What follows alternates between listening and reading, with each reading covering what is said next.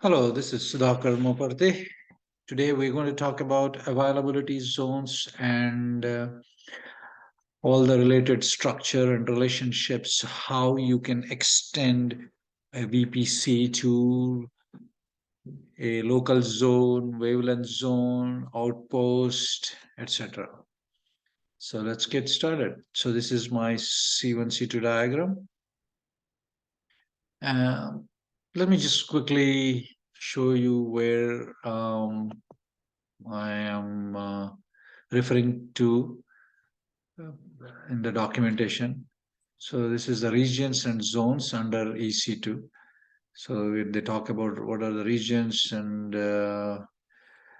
what are the availability zones, and then how do you access them, and then how do you create those subnets in each availability zone, and then how do you distribute your loads, um, and then extend your VPC to local zones, which are low latency communication service for your applications. Then ultra low latency is required for your applications. Then use wavelength zones; those are also an extension, etc., etc. So anyway, so this whole documentation um, is summarized in this C1C2 diagram. Okay, so let me use my invisible pan. All right, so you got your account, and then your account may have multiple VPCs. Okay, and a VPC has some subnets, and this VPC can be uh, in a particular availability zone, and this availability zone is in this region.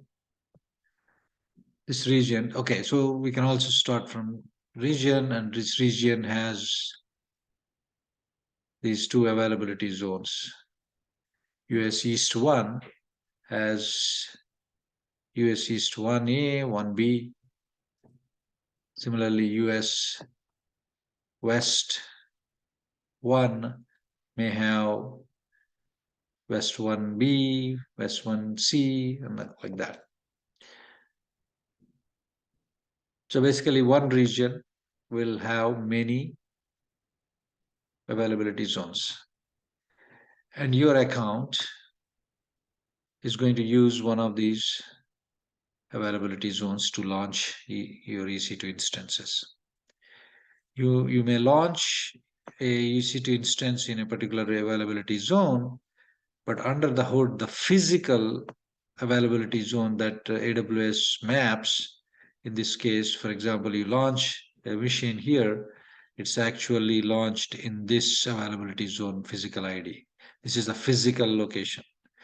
But whereas for some other account, say this one, this is also we are launching in 1A availability zone, but what it will do, it may launch in this availability zone physically, two different accounts. So each account independently maps the availability, logical availability zone to a physical availability zone independently. So which means my account and your account, even though we ask it to launch in US East 1, my server maybe end up in this location and your server may end up in this location. So that's what this means basically. The relationship between logical availability zone and the physical availability zone ID, two different accounts. Okay, so that's about these arrows here. And then this is covered.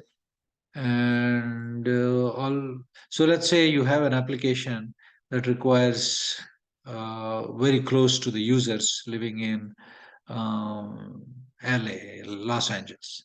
So that's when you use your local zone,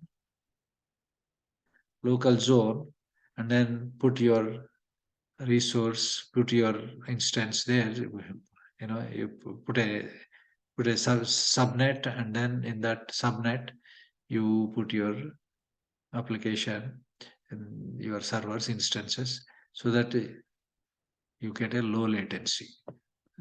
Basically, the time it takes to access that and do the transfer of data, request, response, everything will be much faster.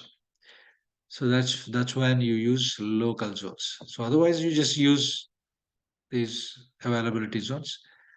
You want low latency, then you can use local zone. So basically, you are extending your VPC to a local zone. If you want ultra low uh, latency, ultra low latency, so in that case, you use wavelength zones. So there, you need to enable whether these are available to you or not. You have to enable for your account, then you will be able to utilize. So this outpost is an extension of your VPC, again, which is at a customer site. So I have a data center, and that data center, we want to extend our AWS VPC to include this data center, so we can have an outpost and then we can configure. So you are extending uh, all these concepts of subnet, and every network will be connected uh, and managed just like AWS network is managed. But it is at a customer site, it's an extension. So there has to be some connection here, etc. So if you want to do this, you need to have that direct connect, because to the local zone, you need to have a direct connect to connect to the data center in the availability zone.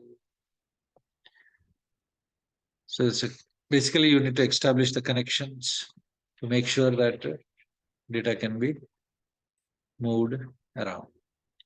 So for low latency, local zones, ultra low latency, wavelength zones, customer premises outposts to extend your VPCs. Of course, you have to specify subnets, and you have to specify your subnets, and then extend your VPC and launch your instances in those uh, zones. That's the physical location. And what else? I think I covered everything. All right, let's recap. That's all. So you have regions. Regions have availability zones. Availability zones are physically implemented, mapped for an account in a particular physical location, and your account should have VPCs, and those VPCs are in a availability zone. Obviously, availability zone is in a region, and if you want low latency applications, you extend, enable local zone, and then put a subnet in it, and then launch your instances there. So for ultra low latency, you use wavelength zones. For customer premises, customer data centers, you use outposts. That's all I have for today. And we will talk more about EC2, other concepts, but go to the documentation. Let's see, where am I? Go to the documentation here. Now let me clear my drawings. If you read this entire page, that's what I summarized. Regions and zones. All right, good luck. And that's all I have for today. Please subscribe if you want to get notified. Thank you.